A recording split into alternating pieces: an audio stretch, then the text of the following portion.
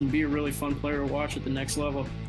And why is he a top 2 wide receiver? Ultimately, for a guy to be labeled like that when he can't run a 4.2, 4.3 40, it's because of production, right? Yeah, and he's not a top 2 guy for me. He's in the top 5, 6 guys. Just a guy who's consistent catching the football. He's dynamic after the catch. He's got a decent little route tree. He's able to run a variety of routes. He's just good enough athletically to where he does make a difference with the football in his hand, high pointing the football, catching the football outside his frame. He reminds me a lot of what we saw in DJ Moore last year. The receiver that was drafted by the Panthers, who came in, kind of had a slow start of things, but got going at the end of the year. But those guys, play very similar to me, just not quite the athlete that DJ Moore was at Maryland, but a guy who does a lot of similar things on the football field. I think the first play we got here is one of the more fun plays that we have with Deebo Samuel, him just catching the ball down the field and then making the entire Clemson defense miss. Let's see what we got on Deebo Samuel. Just catches the football, real, nice ball, back shoulder coming back to it, and then the race is on.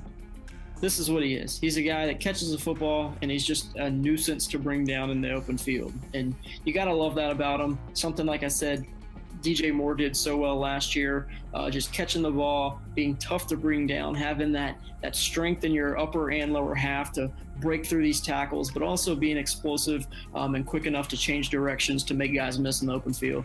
The ball's getting so quick out of these quarterbacks' hands nowadays that you're not even allowed to really run a developed route because it takes so long. These pass rushers are so good that you have to run the screens, the slants, the short ends, the short outs, and then let these receivers really do a lot of the damage. And he's a guy that you definitely see being able to do that at the next level.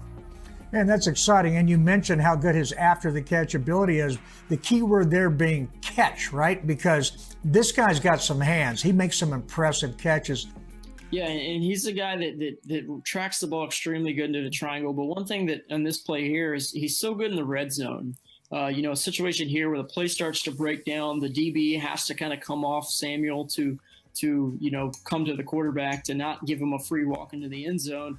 The quarterback play at South Carolina is very spotty, not a lot of good quarterback play there. And you see this here. He's just wide open in the middle of the end zone, and the ball sails on the quarterback. But Samuel makes an incredible adjustment here on the ball, is able to track the ball a little bit deeper into the back corner of the end zone. I mean, that should be a gimme, but it makes it a lot tougher than it should be. Makes an exceptional one-handed catch in the back of the end zone for a touchdown. He's also a guy that is going to pick himself up off the ground and show you that, hey, I can take the hit. And then after I take the hit, I'm going to come back and make the big play, right? Yeah, he's dealt with his fair share of injuries at South Carolina through his tenure there, but he's tough, man. You hate to see guys get injured, and he's unfortunately suffered a few injuries, but a play like this where he just takes an absolute shot over the middle of the field, comes back on the next play, tracks the ball extremely well into his triangle in the red zone, as we talked about, a guy who can be a red zone threat, go over the top of the guy, high point the football, bring it down. If he doesn't go up and get that ball, that's a contested catch that, he might not bring down. The DB gets his hands up, but he goes up, gets it, high points the ball, brings it down for a touchdown. And like I said, just a guy who's, he's had the injuries, so you don't really correlate guys who suffer injuries with being tough, but he is mentally and physically tough. All right, but now in the NFL, I mean, that's a lot of the stuff that he's going to do. Hopefully in the NFL, he'll have some better quarterback play. And then hopefully in the NFL, he'll end up on a team that will be able to use his particular skill set. And you think a play that they're going to give him an opportunity to display his skill set with early is the screen pass, right?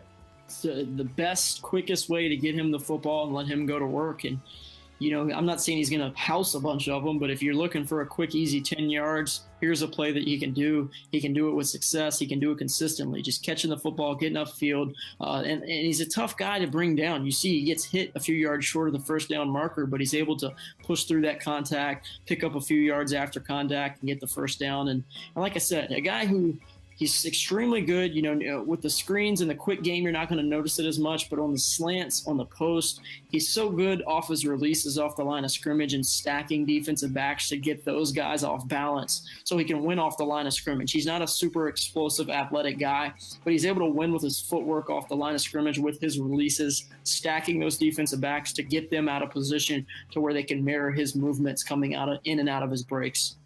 His combine wasn't bad by any means. I think it kind of it was right where everybody expected it to be. So that was good to see him test kind of what his tape said he would test at, and really solidify himself as one of the top 2 receivers in this draft class.